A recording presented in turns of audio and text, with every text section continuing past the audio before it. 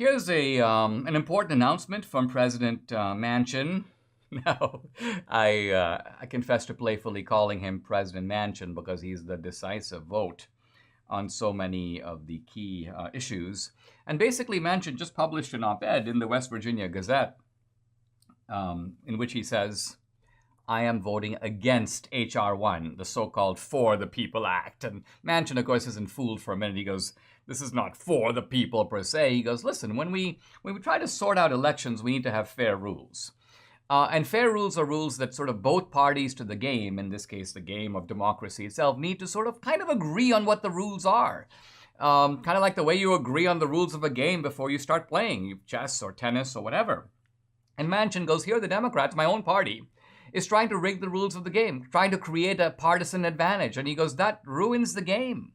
So Manchin's logic is impeccable. And of course, to all the pompous Democrats who say things like, oh, the filibuster stands in the way, Manchin comes out on that too. He has a little section on the filibuster. So he's kind of doing a 1-2 punch here, not just H.R. 1, but the filibuster. And he points out, he goes, as a reminder, just 4 short years ago, when Republicans had control of both houses of Congress and the White House, he goes, then it was the Senate Democrats who were proudly defending the filibuster. He, in fact, goes on to say 33 Senate Democrats wrote a letter to Chuck Schumer warning of the perils of eliminating the filibuster. So Manchin is like, listen, even though I'm a Democrat, I can kind of smell hypocrisy when I see it. So this guy is awesome. Leftists have been running the hashtag, he's a Republican. Well, you know what? He needs to become a Republican. Manchin, you don't need these clowns. You're in the wrong party. You're kind of the last honest man in the party. So, turn out the lights and exit the door.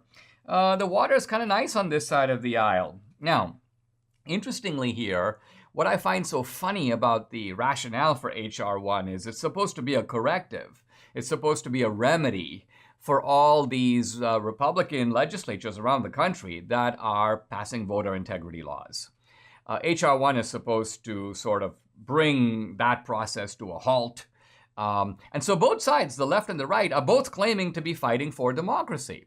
But who really is? Who is actually protecting democracy? A good way to understand this, I think, is by way of an analogy.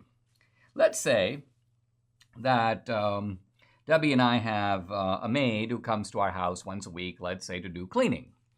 And then we discovered that some valuable jewelry, let's just say a ring and some earrings, are missing. And so we suspect a little bit of fraud. We suspect that, I wonder if the maid or the maids took it.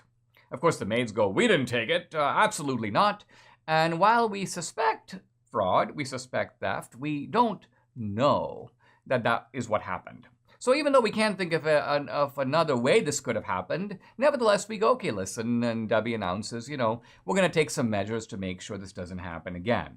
We're going to install some cameras in the closet, and we're going to, and elsewhere in the house, and we're going to lock up our jewelry in a safe so that it's harder to get to.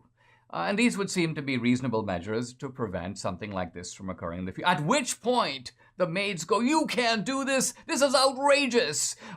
You're doing it just because we're Mexican. You're doing it because we're persons of color, as if Debbie and I aren't persons of color.